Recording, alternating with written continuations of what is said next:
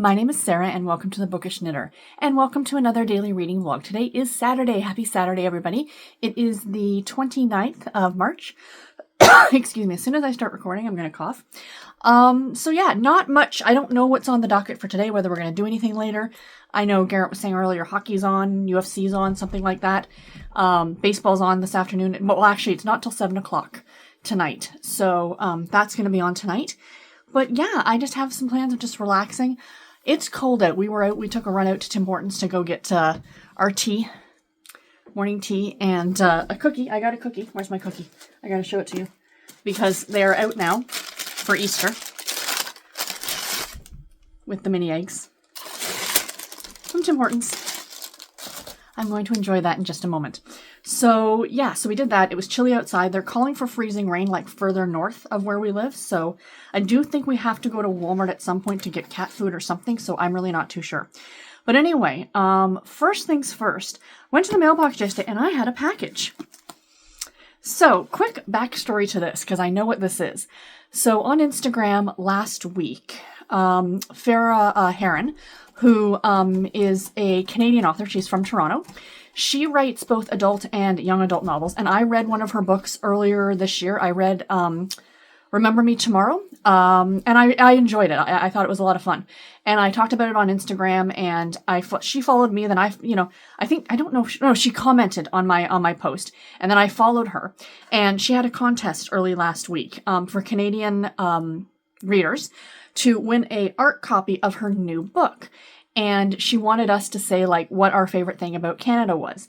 So I went ahead and said, like, due to everything I've been through in the last 18 months, I'm going to say our medical system because I cannot be happier with our medical system right now. And she messaged me on Wednesday, or I think it was Tuesday, and said that I won. I was one of the winners. So yay. So I got a book in the mail, an ARC book. So I'm going to open this up to show you guys. So let me see here. It came super, super quick, too. Like, really, really quick. So that was very exciting. I don't want to cut the book itself. Very well packaged here. Nobody was getting into this. All right. So let's see here. Let me put the scissors down. I'm very excited. I believe this is a new YA novel. So I'll make sure that there's nothing else here. No. Okay. So this is Meet Me on Love Street by Farah Heron. It says an advanced review copy, uncorrected proof, not for sale. There's the cover. Isn't that delightful? Oh my goodness. Let me put my glasses on here. I'm not exactly sure when this is being released, to be completely honest. Do not quote for publication without checking against the finished book, blah, blah, blah.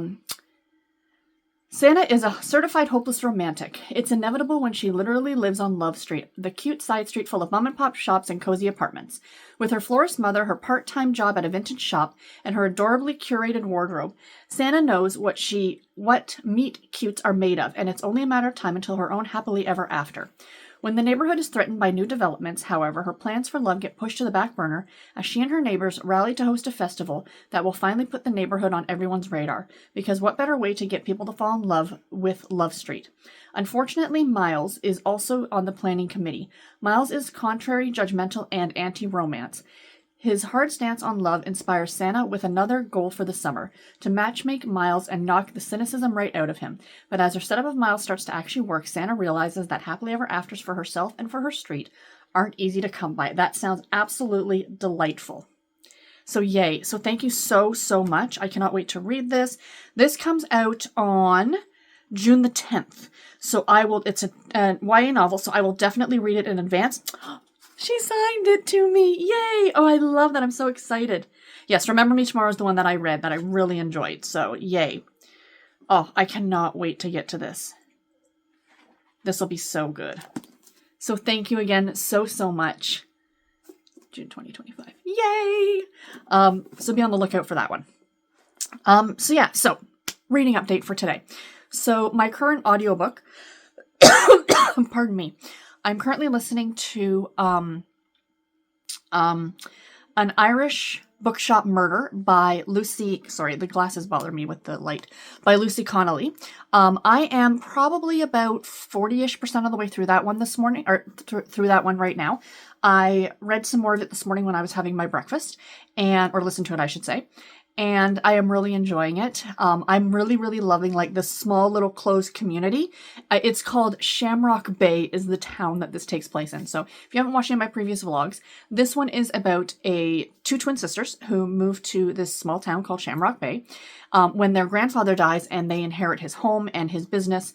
And anyway, the local judge in town, he ends up dying the first day that they show up. And it's a very small little community. This is a cozy mystery. And, you know, everybody in town is kind of a suspect. Like, everyone in town kind of has a reason to have gone after and wanted to kill this man, basically. He really wasn't very well liked. And the one sister, Macy, who is our main character, Lizzie is the twin sister. But this is a Macy something mystery. I can't remember the last name of the character. But anyway, she is actually a thriller writer, so she's kind of taking it upon herself to solve the crime. And it's really cute. The other one that I'm currently reading is Ozark's Missing Person by Maggie Wells, which I am maybe only about 20% of the way through. I got a little bit of it read yesterday. I haven't read any more of it today, but I do plan to later. So this one, again, is about a missing persons case. And so far, I'm really enjoying it. And the two characters are the investigator, like the police investigator, and the brother of the missing girl. So, yeah. And last but not least, I am also reading, of course, Christie's Big Day by Ann M. Martin. I'm about 60% of the way through that one and enjoying it. I'm enjoying my reread through the Babysitters Club. So anyway, guys, that is it for the start of the vlog. I will talk to you guys later. Bye. Welcome back to Mornings with Moo. Well, it should be afternoons with Moo now because I think it's after lunch. I'm not having lunch yet. I'm eating a cookie and drinking my tea. But yeah, I just did a little bit of reading, and then she jumped up in my lap. Hi, ma'am. She's being a good girl. I know you all like seeing her, so here's your daily Missy Moo. Hey, you gonna say hi? You gonna say hi? That's a good girl. Hello, friends. Very quick clip to end the vlog. This has been a busy day. We did a lot of running around, a lot of adulting today, so I actually did not get a lot of reading done. Other than what I talked about this morning, I got a couple chapters read in both the books that I'm reading. My chapters read for the Babysitters Club book. We're just waiting on dinner now. It's like 8 o'clock. It was like I had breakfast late. We had a very late lunch, and now we're having kind of a late dinner.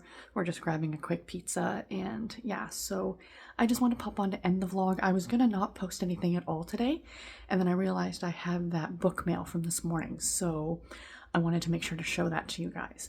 But be back tomorrow with another vlog.